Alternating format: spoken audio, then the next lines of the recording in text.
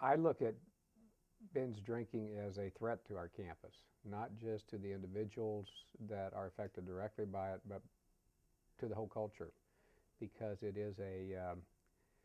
it's an act of self-destruction, and one of the most important things I feel we have as a responsibility is to keep our students safe.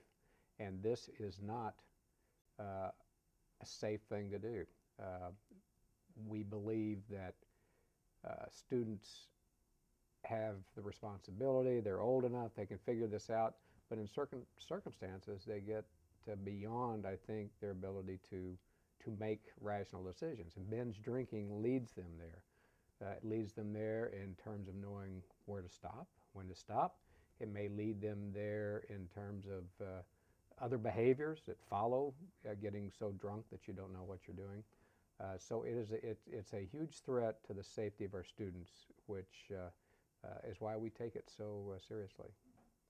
Our university has chosen to follow the recommendations of the leaders of the Greek system, where the most recent incident we had took place, and to implement a ban on hard liquor on campus. We remain a campus where people who are of age can drink beer and wine, but we have removed the hard liquor part because that would seem to be the easiest way to engage in binge drinking.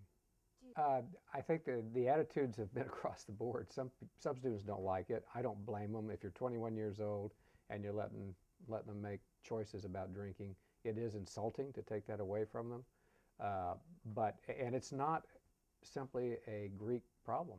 It's a campus-wide problem. It's a national problem. But if nothing else, I think our students are more aware of what binge drinking is and the risks that go with it. And if we've accomplished that, then I'm confident we've done something right. And with college students? Well, I think we like to think our students that are 21 are capable of making those decisions. I do, and I honor that. So I don't think a wet campus per se puts students more at risk. When I was a student, the campus was dry, and students simply went off campus to drink. And my preference, and I think the preference of the past leaders here, has been that we keep our students here because we feel like we can keep them more safe and provide them better opportunities for help when they need it. Mm-hmm. Now you said, I think, obviously we had students that drank more than they should have. Most of them drank beer, most of them got sick, most of them could not really hurt themselves unless they were driving, which by putting the pressure on them to go off campus to drink put them at risk to some extent there. But I think it was more the choice of the vehicle for getting drink. And then there's another thing that troubles me, and I haven't read the study itself, but it's been reported to me, that students binge drink today to essentially escape, to get away from the pressures that they're encountering either at school or with our society.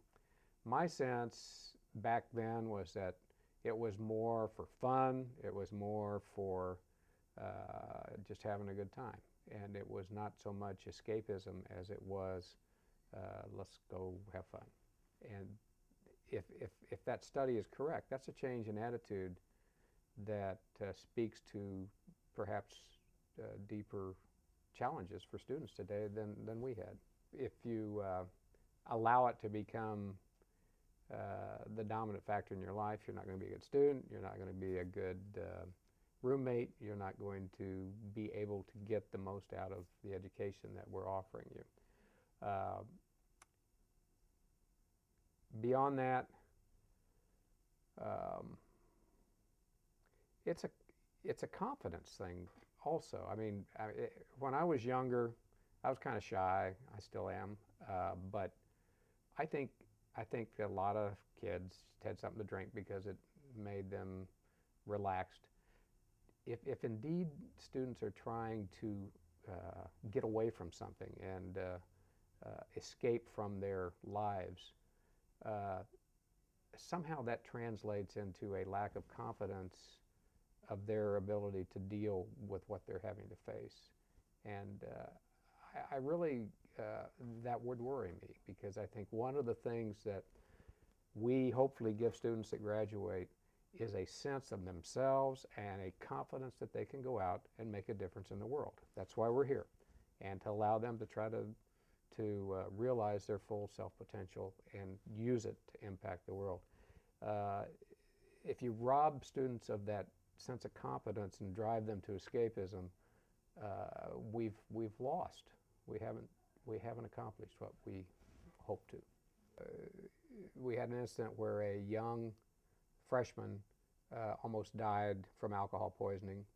They had a blood alcohol level of almost 0.4, just slightly under what assures death. Two of my senior administrators saw this student and thought he was dead. It shook us to the core, because we all feel so responsible for our students' safety. And I'll always remember it. I'll always remember it. That made an impression on me that I'll carry with me the rest of the time I'm sitting in this chair. I would say it does happen, and the statistics prove it, but I think more importantly I would say believe in yourselves. Don't escape from yourselves or your challenges because you're going to miss this growth opportunity in your lives. Believe in yourselves. You don't have to do that to get through here. You were chosen to come to our university because you have the ability and you have the passion and the drive to be successful here and beyond. Believe in that. Don't give up that dream. Don't sacrifice it to something that can permanently harm you, that can kill you, that can rob you of your confidence, that can keep you from developing. I have talked to others, and it does happen. It's not an exaggeration to say it's a national epidemic, because it's happening on every campus to speak of around the country. I talked to one college president who talked about Thursday, Friday, Saturday, and Sunday being the nights where everybody goes out and gets drunk.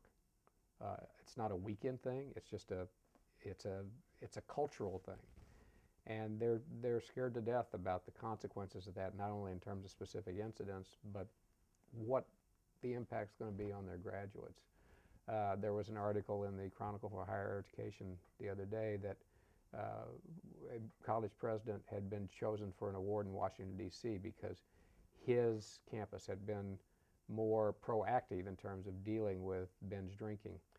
He went to get the award, as I recall. I didn't read it, I just kind of scanned it, and came back home to a near death by one of his students. And he said he wanted to give it back because he'd failed. And I think that's how we all feel. We take it personally. It's failure on our part if this happens, and it's a responsibility that the university has to try to keep our students as safe as we can.